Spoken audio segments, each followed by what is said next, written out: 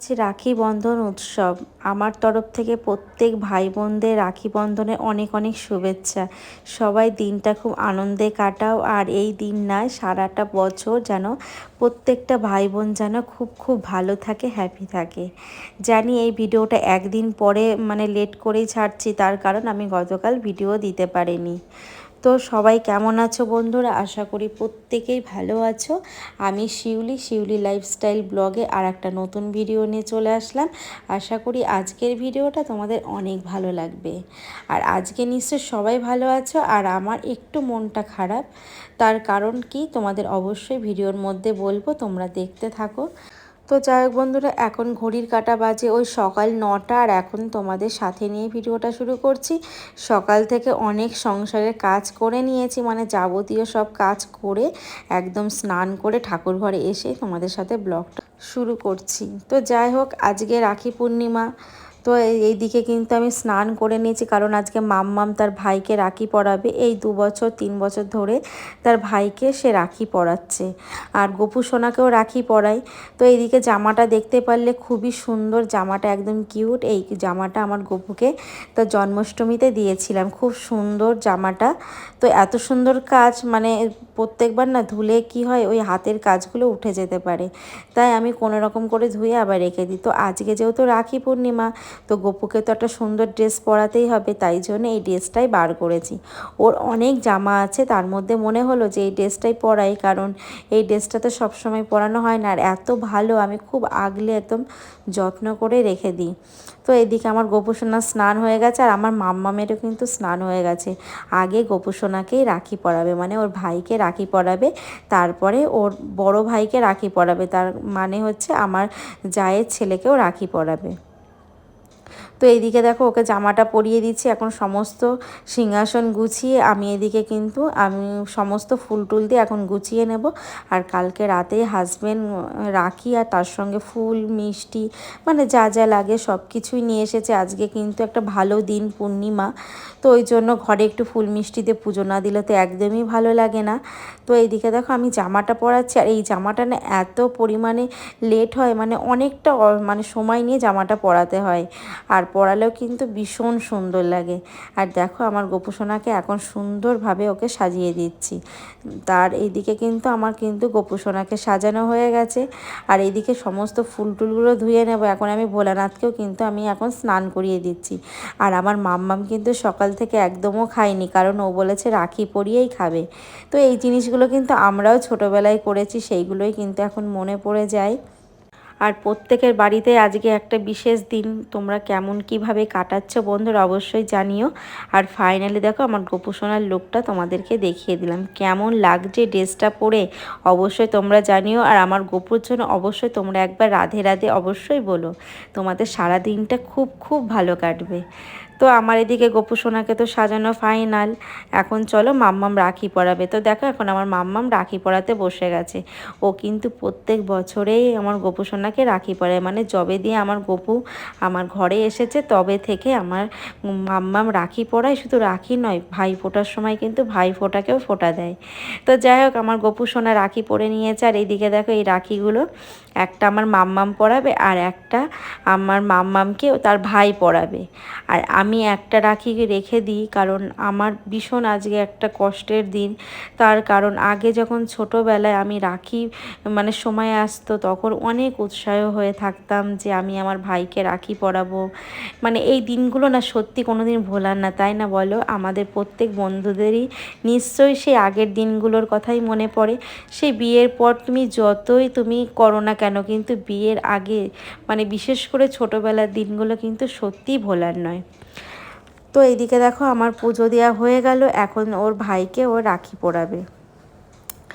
আর তাই জন্য আমার যেহেতু এখন আমার মনটা খারাপ, কারণ আমি আমার ভাইকে এই বছর হলো রাখি পরাতে পারি না, কারণ ও প্রত্যেকবারই রাখি এই পূর্ণিমার সময় আসতে পারে না, কাজের এত চাপ থাকে, আর ও একটা কাজ করে, আর আমিও যেতে পারি না। আমার বাড়িটা আমার বাপের বাড়ি থেকে অনেকটাই দূরত্ব, তাই জন্য এই সময়টা কিন্তু একদমই আমি আমার ভাইকে রাখি পরাতে পারি না। কিন্তু ভাই ফোটার সময় আমি ওটা কখনোই মিস করি না, কারণ আমাদের বাঙালিতে যেমন রাখি পূর্ণিমা তেমন কিন্তু ভাই ফোটা, তাই রাখি পূর্ণিমার সময় আমার কিন্তু ঠিকমতো পড়ানো হয় না। তাও এই দু বছর হয়ে গেল পড়াই না।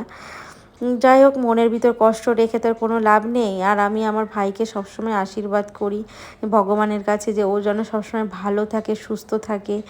আর আমার আশীর্বাদ সবসময় আমার ভাইয়ের সাথে আছে, আমি এইটুকুই কামনা করি। তো যাই হোক, এই দেখো আমার মাম্মাম তার ভাইকে রাখি পরালো, এখন ভাই তার দিদিকে রাখি পরাচ্ছে। তো এই জিনিসগুলো দেখি আর আমার সেই ছোটোবেলার কথা মনে পড়ে যায়। এই সময় মানে এরকম দিন আমাদেরও গেছে। আসলে সময়ের সঙ্গে সঙ্গে সব কিছুই তো বদলে যায়, কারণ ছোটোবেলা সেই দিনগুলো তো আর কখনোই ফিরে পাবো না। তো দেখো দুজনের মধ্যে কত আনন্দ হাসি ঠাট্টা করে তারা ভাগ করে নিচ্ছে। তো এইভাবেই যাতে ভাই বোনের, প্রত্যেকটা ভাই বোনের ভালোবাসা যাতে এইভাবে অটুট থাকুক। তো যাই হোক বন্ধুরা, এদিকে কিন্তু রাখি পরানো হয়ে গেছে, আমার পুজো দেওয়া হয়ে গেছে। এখন আমি বসে আছি, এখন যাব রান্না করব। সকাল থেকে রান্না করিনি বলতে এইদিকে একটু ব্যস্ত ছিলাম, কারণ না পূর্ণিমা তো আর বেশিক্ষণ থাকবে না, তার আগেই কিন্তু কাজগুলো, পুজো, রাখি পরা সব কিছুই করে নিয়েছি। এখন চলে আসলাম রান্নাঘরে, এইদিকে এসে রান্না করব। রান্না বলতে এই যে কালকের না মানে রাতের না কিছুটা ভাত রয়ে গেছে, সেই ভাতটা গরম করব। আর তার সঙ্গে কিন্তু অনেক রকমের মানে সিদ্ধ দিয়েছিলাম, আলু সিদ্ধ, পেঁপে সিদ্ধ, ডাল সিদ্ধ, তো কিছুটা রয়ে গেছে। তো সেটাই দুপুরবেলা ভালো করে না সেইটা গরম করব, আর তার সঙ্গে করব মাছের ঝোল আর ভাত। এটাই হচ্ছে আমাদের দুপুরবেলার আজকে খাবার। কারণ জানো তো মানে জিনিস নষ্ট করতে একদমই ভালো লাগে না। কারণ ভেবেছিলাম অন্য কিছু আর একটা রান্না করব, তখন দেখলাম যে না, এখানে অনেক কিছু ভর্তা আছে, তো সেটাই কিন্তু আমাদের হয়ে যাবে, আর মাছের ঝোলও হয়ে যাবে। আর কোনো কিছু নষ্ট করতে কিন্তু অনেকটাই খারাপ লাগে, তাই না? তো দেখো এদিকে আমি ভালো করে চালটা ধুয়ে নিলাম, আর দুপুরে আমার আর মাম্মামের মতনই রান্না হবে। এখন এই ভাতটা বসিয়ে দিয়ে সবজিগুলো কেটে নেব। আর মাম্মাম ওইদিকে কিন্তু হোমওয়ার্কগুলো করে নিচ্ছে, কারণ বিকালে তো আন্টি পড়াতে আসবে, তাই জন্য হোমওয়ার্কগুলো করছে। আর আমি এদিকে দেখো সবজিগুলো এখন কাটবো। এদিকে পেঁপে, তার সঙ্গে পটল, মানে সব কিছুই কেটে নেব। আজকে কিন্তু সবজি দিয়ে মাছের ঝোল করব। মানে ওই পটল, আলু আর তার সঙ্গে কিন্তু পেঁপে, এই দিয়ে মাছের ঝোল করব। কিন্তু খেতে দারুণ লাগে। সব সময় না দেখবে তেল মশলা একদমই ভালো লাগে না, মাঝে মধ্যে কিন্তু এরকম সবজি দিয়েও দেখবে খেতে অনেক ভালো লাগে। আর পেঁপে, পটল তো গরমকালে খুবই ভালো। আর কদিন বন্ধুরা যা বৃষ্টি হয়েছিল তোমাদের তো ভিডিওতে দেখিয়েছি, যে পরিমাণে বাড়ির সামনে জল হয়ে গেছিলো। এখন কিন্তু এতটাই গরম দিচ্ছে, আর বাইরে এতটাই যে রোদ, মানে কি বলবো, ফ্যানের নিচে থেকেও থাকা যাচ্ছে না, এত গরম লাগছে। আর এইদিকে দেখো পেঁপেগুলো না মানে কেমন এখনকারের পেঁপেগুলো জানি না, মানে একদমই গলতে চায় না, অনেকটা টাইম লেগে যায়। তো হয়তো এখনে মানে সেই রকমভাবে হয়নি পেঁপেটা, মানে আর একটু অনেকটাই কচি আছে। আর বেশি কচি পেঁপেগুলো না একদমই সিদ্ধ হতে চায় না। তো যাই হোক বন্ধুরা, তোমরা এত ভালোবাসা দিচ্ছ, তোমাদের ভালোবাসায় মানে প্রত্যেকের কমেন্টগুলো যখন দেখি আমার এত ভালো লাগে, খুব সুন্দর লাগে যে তোমরা এত মিষ্টি মিষ্টি কমেন্ট করো। এইভাবে আমার পাশে থেকো, আমাকে অনেক ভালোবাসা দিও। আর প্রত্যেকের কমেন্টগুলো কিন্তু ভাবি যে ক্যামেরার সামনে তুলে ধরবো, কিন্তু একদমই তুলে ধরতে পারি না। তো যাই হোক, তোমাদের প্রত্যেকের কমেন্টগুলো দেখি। আর তোমরা কিন্তু ভিডিও দেখার শুরুতে যারা লাইক করছো না, তারা অবশ্যই লাইক করে দিও। তোমাদের একটা লাইক কিন্তু আমি আরও সামনের দিকে এগিয়ে যেতে পারবো। আর তোমাদের ভালোবাসা ছাড়া তো আমি কখনোই এগোতে পারবো না, তাই জন্য তোমাদের ভালোবাসা আমি সবসময় চাই। আর যারা প্রথম থেকে শেষ পর্যন্ত আমার সাথে থাকো তাদেরকে অসংখ্য ধন্যবাদ।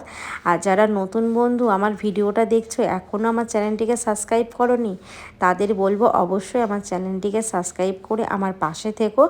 আশা করি তোমাদের অনেক ভালো লাগবে। আর তোমরা আমার পাশে থেকো, আমিও তোমাদের পাশেই আছি। আর তোমাদের আর একটা কথা বলার আছে, যারা নতুন বন্ধু আমার পরিবারে এসে লিখছো যে তোমার পাশে আছি, বন্ধু করছি, আমাকে বন্ধু করো, এরকম কখনোই লিখবে না। এটা লিখলে কিন্তু চ্যানেলের আমার খুব বড় ক্ষতি হবে। তোমাদের যা বক্তব্য থাকে তোমরা কমিউনিটি পোস্টে আমাকে কমেন্টস করে জানাবে, আর আশা করি তোমাদের প্রত্যেকে কমেন্টসে রিপ্লাই দেবো। তো যাই হোক, এইদিকে আমার মাছ ভাজা হয়ে গেছে। আর এইদিকে দেখো আমি এইদিকে জিরে, তার সঙ্গে শুকনো লঙ্কা একটু ফোড়ন দিলাম, দিয়ে এখন আমি সবজিগুলো ভালো করে ভেজে নেব। আর মশলা তো সেইভাবে দেবো না, একটু আদা জিরে টমেটো না দিলে তো একদমই ভালো লাগে না মাছের ঝোল, তো সেইটুকু তো দিতেই হবে। আর এইভাবে কিন্তু পাতলা করে মাছের ঝোল খেতে আমার কিন্তু ভীষণ ভালো লাগে। বিয়ের আগে যখন বাপের বাড়িতে ছিলাম, আমাদের ওখানে গ্রামে কিন্তু বাংলা রান্না হতো, মানে 2 সোমবারের রান্না, মানে একই রান্না দুবার করে করে রান্না হতো, কিন্তু সেই রান্নার কিন্তু ভীষণ টেস্ট এখনও কিন্তু রান্না হয়। আমি তো বাড়িতে গেলে আমার ভালো লাগে, কিন্তু ভাবি যে এখানে করব, কিন্তু মনে হয় টাইমের জন্য আর করা হয় না। কিন্তু আমার ওই ধরনের রান্না খুবই ভালো লাগে। আর আমি রান্না বসিয়ে এদিকে বাসন মেজে নিলাম আর রান্নাঘরটাও ক্লিন করে নিচ্ছি। আর আমি সময় একদমই নষ্ট করি না, কারণ সময়ের মধ্যে সবসময় কাজ করার চেষ্টা করি। এইদিকে ভাত মানে হয়ে গেছে, এদিকে তরকারি হচ্ছে, আর তার মধ্যে দেখো আমার কিন্তু বাসন মাজা, ওভেন সমস্ত কিছু পরিষ্কার হয়ে গেছে। আর এইভাবেই কত সহজেই কাজগুলো তাড়াতাড়ি হয়ে যায় বলো। আর আমি এইভাবে মানে করে নিয়ে তারপরে বসি, না করে বসি না, আমার এতে সময় নষ্ট হয়ে যায়। আর ভাবি যে করে বসলে অনেকটা সময় পাওয়াও যায়। তো যাই হোক বন্ধুরা, রান্না হয়ে গেছে, চলো এবার খেয়ে নিই। তো খাওয়া দাওয়ার পর একটু আমি আর মাম্মাম ঘুমিয়ে গেছিলাম। এখন বিকাল বাজে ওই 4:45। এখন সবাইকে জানাই গুড ইভিনিং। তো মাম্মাম এদিকে যাচ্ছে, ওর পাপা চলে এসেছে, ও যাবে গানের ক্লাসে। আর এদিকে দেখো আমি বসে আছি, এখন ফ্রেশ হব। তো যাই হোক বন্ধুরা, সবাই ভালো থেকো, সুস্থ থেকো, আবার দেখাবে নেক্সট কোনো ব্লগে। Tata, by.